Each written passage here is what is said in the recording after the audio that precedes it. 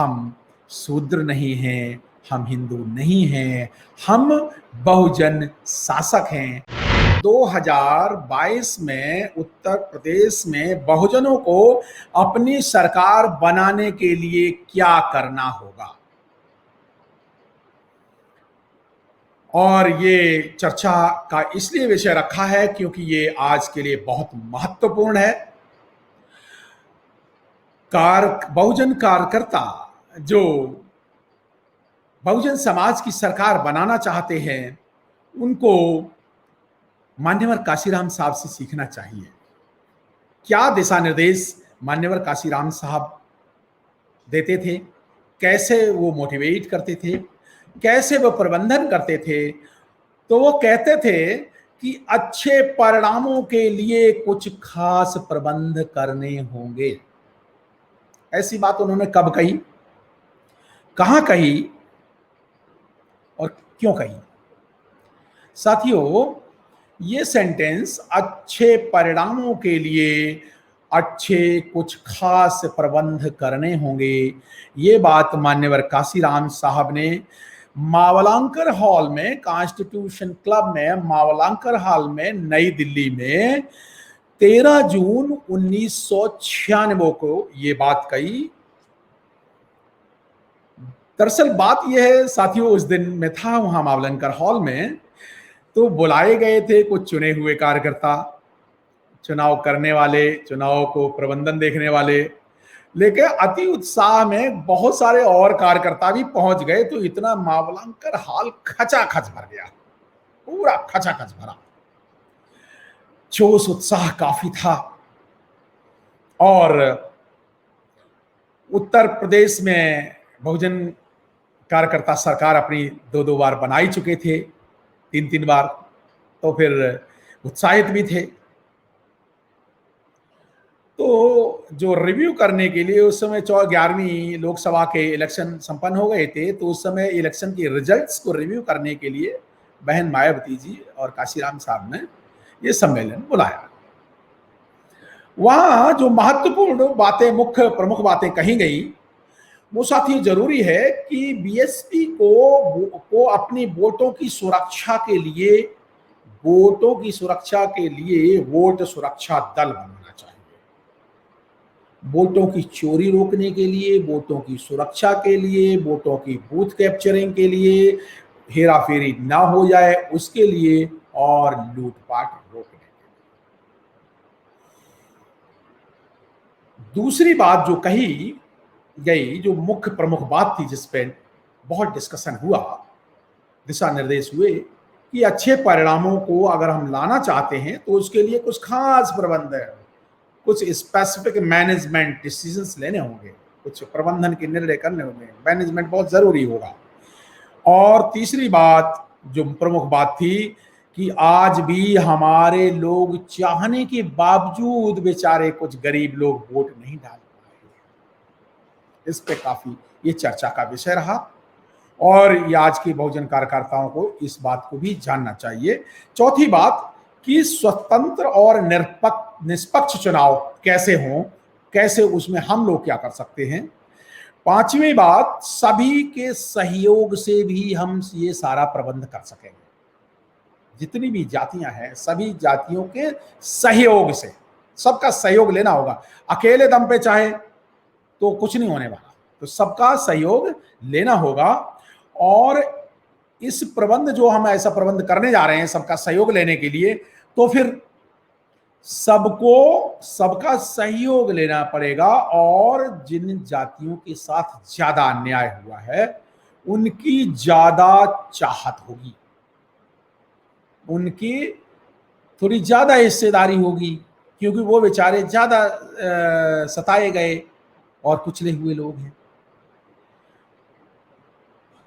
इसके बाद एक और महत्वपूर्ण मुद्दा उठा कि अंग्रेजों के जाने के बाद स्वतंत्र भारत में भी मुसलमानों के साथ अंग्रेजों के समय से भी कहीं ज्यादा अत्याचार अल्पसंख्यकों के साथ होता है, मुसलमान भाइयों के साथ, सिखों के साथ, जितने भी माइनॉरिटीज हैं, क्रिश्चियंस, बौद्ध, सिख, मुसलमान, सबके साथ ज्यादा अत्याचार होता है। और एक महत्वपूर्ण बात सामाजिक भी हुई कि संस्कारिक बात की शादियां तो हमारे पंडित जी तय करते हैं, तो वो हमारे लिए किस तरह से बाधा बनते हैं हमारे चुनाव परिणाम लाने के लिए। एक बात कही गई कि राम नाम ने भी हमें बहुत पिछाड़ा है। राम के आंदोलन के चक्कर में हमारा पूरा का पूरा पिछड़ा वर्ग है वो बहुत ज्यादा पिछड़ गया है। ये गंभीर विषय चर्चा का रहा। वो काशीराम साहब ने एक बात कही कि हमें राम नाम से ऐतराज नहीं है ना, ऐतराज बिल्कुल नहीं है, लेकिन शासन प्रशासन में हमारी हिस्सेदारी भागीदारी कहाँ है ओबीसी और पिछड़ों की, तो वो भी तो होनी चाहिए। अकेला राम नाम लगा करके उनको उस पे तो लगा लेते हैं आप हिस्सेदारी कहाँ देते हैं। इस पे चर्चा हुई, काफी चर्चा हुई, क्योंकि उस समय जो क्या उत्तर प्रदेश सरकार उस समय बीजेपी उत्तर प्रदेश में राम मंदिर का मुद्दा बहुत तेजी से जोर शोर से उठा रही। और उन्होंने एक बात और कही कि उत्तर प्रदेश में सरकार बनने से हमारे लोगों में हुक्मरान बनने का, पैदा होने का, बनने का हौसला बढ़ा।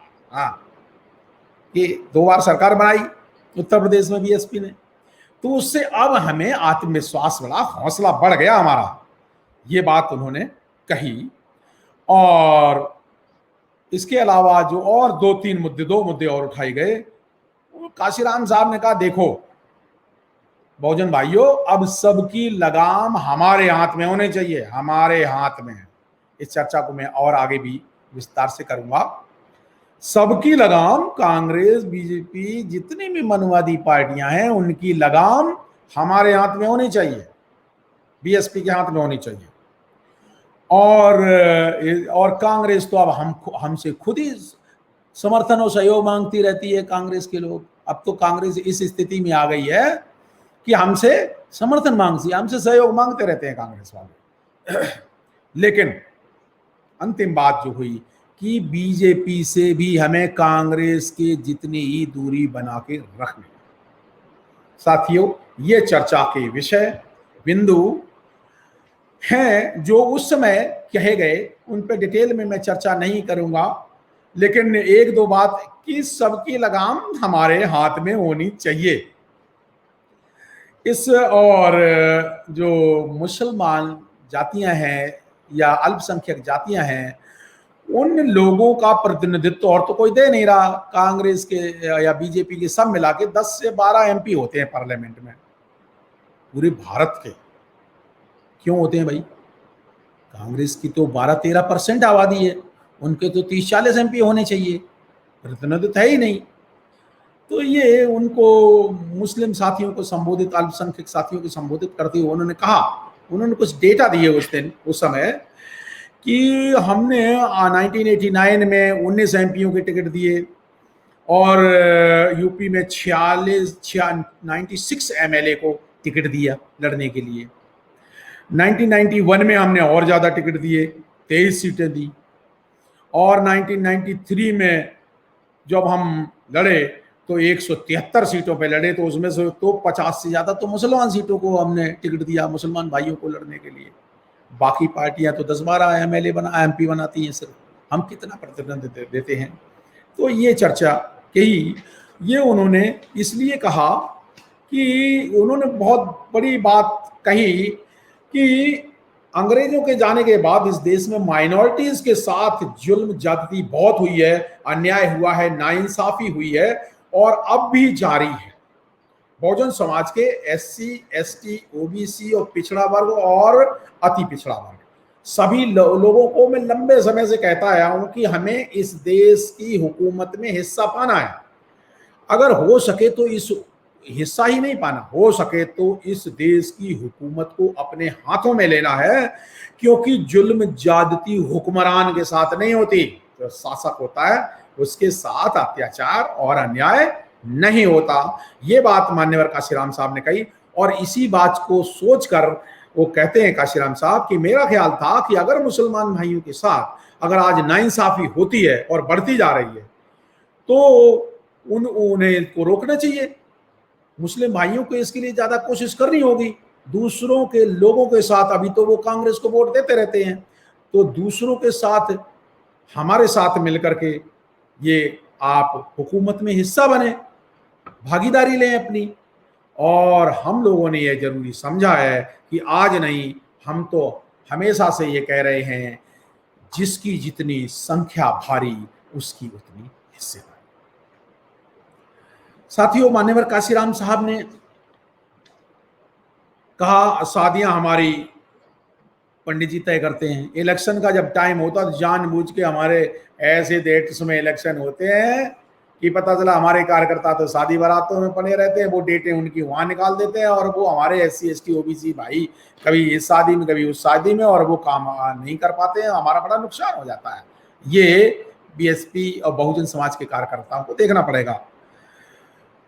वो ये एक बात और कहते हैं कि भाई राम नाम ने हमें बहुत पिछड़ा बना दिया है, इतना पिछड़ा बनाया कि मंडल कमीशन से हमने इतना कुछ 27% भागीदारी हमने ली, लेकिन सारा मंडल कमीशन का सब कुछ तो मंदिर के चक्कर में छिन गए। मंदिर और मंडल के कमंडल और कमंडल की लड़ाई में पिछड़ों का बहुत भारी नुकसान हुआ है। काशीराम साहब कहते हैं कि हमें मंदिर या राम से कोई ऐतराज नहीं है, राम के नाम से, लेकिन भैया हिस्सेदारी कितनी देते हो ये बताओ आप। हिस्सेदारी तो आप देते नहीं हो। तो अगर उनका 21% वोट पड़ा है तो बीजेपी वाले ने तो हिस्सेदारी दी नहीं है, ये बात उन्होंने कही। और फिर उन्होंने बात कही, वो जोर से नारा 2-3 बार क्या पूरे दिन गूंजता रहा, जो जमीन सरकारी है वो जमीन हमारी है। जब हौसले बढ़ने की बात कही, जब उन्होंने जो टॉपिक चुना कि हाँ सरकार बनने से हमारे लोगों में हुक्मरान बनने का हौसला हो गया है, तब उन्होंने कहा कि जो जमीन सरकारी है वो जमीन हमारी है, वोट तुम्हारा राज तुम्हारा, वोट हमारा राज तुम्हारा, नहीं चलेगा नहीं चलेगा। ये सारे कार्यकर्ता जोर जोर से बड़े ध्वनिमत से बड़ा गूंज उठी। लेकिन माननीय काशीराम साहब ने ध्यान हटाते हुए क्या कहा, इस वक्त 1996 के बाद जो उस समय जो अब इलेक्शन होंगे, अगले बार जो इलेक्शन होंगे, जो पार्लियामेंट बनेगी, बोलते अब की जो पार्लियामेंट होगी वो हंग पार्लियामेंट होगी, फ्रैक्चर्ड टूटी फूटी पार्लियामेंट होगी, टूटी फूटी पार्लियामेंट, और सबकी लगाम है वो हमारे हाथ में होगी, हमारे हाथ में होगी। हमारा वो एक कटाक्ष करते हुए, सपा पार्टी पे कटाक्ष करते हुए कहा कि अगर जीत गए, जैसे मुलायम सिंह के OBC भाइयों को पता नहीं कि मुलायम सिंह जी गृह मंत्री कैसे बनेंगे, ये बताओ। जब वो नरसिम्हा राव से पूछे बगैर तो गृह मंत्री बनाएंगे नहीं मुलायम सिंह को, और नरसिम्हा राव की जो लगाम है वो मेरे हाथ में, नरसिम्हा राव की लगाम नहीं, नरसिम्हा राव की लगाम है वो मेरे हाथ में है, काशीराम के हाथ में। नरसिम्हा राव से पूछ के बगैर वो देवगौड़ा जो है वो मंत्री, जो गृह मंत्री तो बना नहीं पाएंगे, तो देवगौड़ा की लगाम है वो नरसिम्हा राव के हाथ में, और नरसिम्हा राव की लगाम मेरे हाथ में, समझे। तो देखें कैसे बना ले। बहुजनों के बगैर बहुजनों के कोई भी केंद्र सरकार निर्णय नहीं लेगी, और ये टूटी फूटी फ्रैक्चर्ड संसद होगी, अस्थिर सरकार, इसको बोलते अस्थिर सरकार, जल्दी गिरने वाली सरकार। बताते थे काशीराम साहब, बड़ा बढ़िया तरीके से कहते थे कि जितनी अस्थिर सरकारें होंगी उतने ही में बहुजन समाज का भला होगा। जल्दी सरकारें गिरेंगी, जितनी ज्यादा सरकारें गिरती हैं, कमजोर सरकारें, वो बहुजनों के हित में होती हैं। तो हमें अस्थिर सरकारें चाहिए, जितनी भी अस्थिर सरकारें होंगी तब हमारी बात सुनेंगे। उन्हें डर लगेगा कि उनकी सरकार गिर जाएगी, जब उन्हें डर लगेगा तो हमारी बात सुनेंगे, ऐसे तो बात अगर स्थिर बन गई तो नहीं सुनेंगे। तो कहते हैं हम टूटी फूटी सरकार बनाएंगे, और ऐसा हुआ, बार बार ऐसा हुआ। ये काशीराम साहब की रणनीतियों का हिस्सा था। हमारे बहुजन आंदोलन के लोगों को ये चीजें सीखनी चाहिए मान्यवर से। साथियों, आज के संदर्भ में आज हमें बाबा साहब के सपनों का भारत, मान्यवर काशीराम साहब के सपनों का भारत बनाना है। बहुजन शासककर्ता जमात और बहुजन भारत का निर्माण करना है। साथियों, कैसे होगा? एक एक कार्यकर्ता को अपने जैसे 50 कार्यकर्ताओं को तैयार करना होगा। बाबा साहब और काशीराम साहब के आंदोलन के धीमे होने के कुछ कारण हैं। पहला कारण तो है अज्ञान, लैक ऑफ नॉलेज। उन्हें यही नहीं पता है कि उन्हें करना क्या चाहिए। बस अंदाज से लगाया जाए, अंदाज से थोड़ी होता है।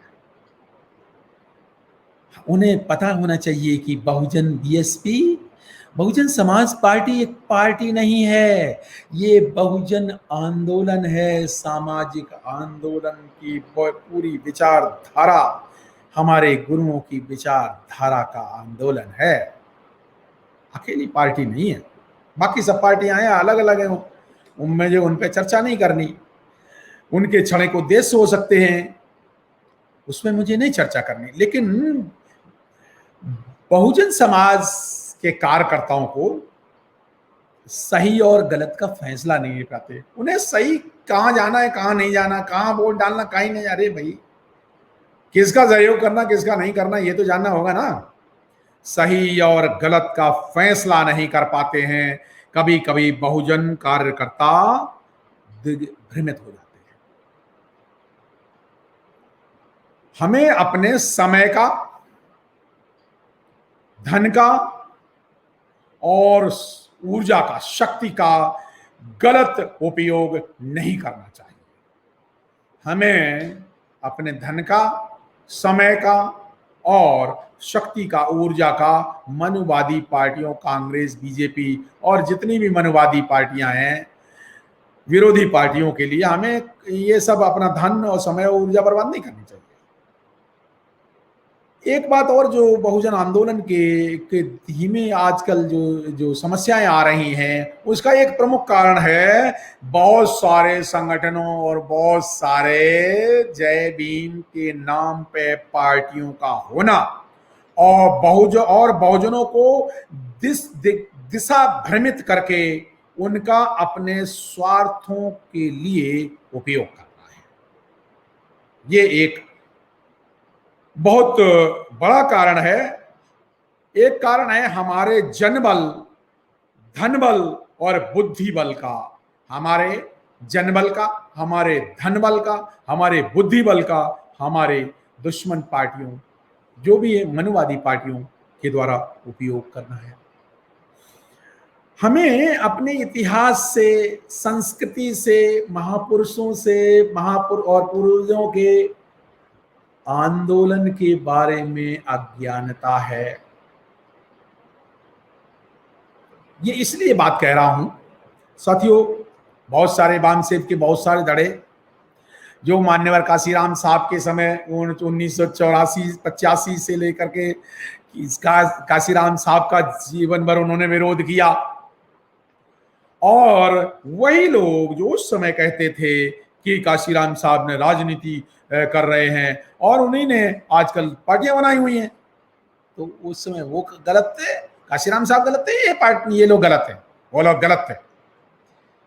साथियों, हमारी गलत रणनीतियां और स्वार्थी जो नकली अंबेडकरवादियों के द्वारा, छुटभइये नेताओं द्वारा और हमारे कुछ कार्यकर्ताओं द्वारा, जो जय भीम की तो बात करते हैं लेकिन अपने वोटों को गलत जगह डालते हैं और उन्हें दोस्तों और दुश्मनों की पहचान ही नहीं है, इस वजह से भी कहीं ना कहीं बहुजन सरकार बनाने में दिक्कतें आती हैं। साथियों, हम अगर ये जान लें कि हमारी महिलाओं का, हमारे बहुजन आंदोलन में महिलाओं को बहुत ज्यादा प्रतिनिधित्व देना होगा, और हमें अपने घर से शुरुआत करनी होगी। एक चीज और जान लें कि 85% बहुजन लोग, हम लोग मूल निवासी बहुजन हैं, शासक हैं। हम शूद्र नहीं हैं, हम हिंदू नहीं हैं, हम बहुजन शासक हैं। अगर हम अपनी पहचान जान लें तो हमें पहचान जान करके अपने वोट का सही उपयोग करके अपने नेतृत्व में विश्वास करके पिछले 4 सालों के 4 बार के सत्ता में जब जब हिस्सेदारी हुई, जब जब सरकार बनी, तो उन सरकार के कार्यों को देख करके गौतम बुद्धा यूनिवर्सिटी से लेकर के एक्सप्रेस वे से लेकर के जितने कार्य हैं, हजारों कार्य, हॉस्पिटल्स, जितने, वो सब आप सब लोग जानते हैं। उनको कार्यकर्ताओं को जाकर के गांव गांव घर घर जाके बताना होगा, इतने कार्य हैं, सबूतों को दिखाना होगा। ये रहे कार्य, देख लो भाई, अंबेडकर स्मारक देख के आओ ना, गौतम बुद्धा यूनिवर्सिटी देख के आओ ना, 550 एकड़ में बनी हुई है, देख के आओ ना, वर्ल्ड क्लास एक्सप्रेस भी बना हुआ जहां पे हवाई जहाज भी उतर जाते हैं। जाओ देख के आओ ना काशीराम हॉस्पिटल, जाओ देख के आओ ना बाबा साहब भीमराव अम्बेडकर, जाओ देख के लखनऊ जाकर के देख के आओ ना स्मारक स्थल। जो कार्य हैं, सबूत हैं, सबूतों पे गिनाना होगा, पिछले कार्यों को गिनाकर उत्साहपूर्ण कार्य करना होगा और अपनी सत्ता बनानी होगी। उत्साह से काम करना होगा, उत्साह से ही, क्योंकि उत्साह से ही जो लोग उत्साह में होते हैं वही शासक और प्रशासक बनते हैं। साथियों, आपने हमारी बात ध्यान से सुनी, आपको बहुत बहुत धन्यवाद। जय भीम, जय भारत। अगर आपने अभी तक हमारा चैनल सब्सक्राइब नहीं किया है तो सब्सक्राइब करें और घंटी का बटन बिल्कुल भी दबाना ना भूलें, ताकि सभी लेटेस्ट खबरें पहुंच सकें आप पे सबसे पहले।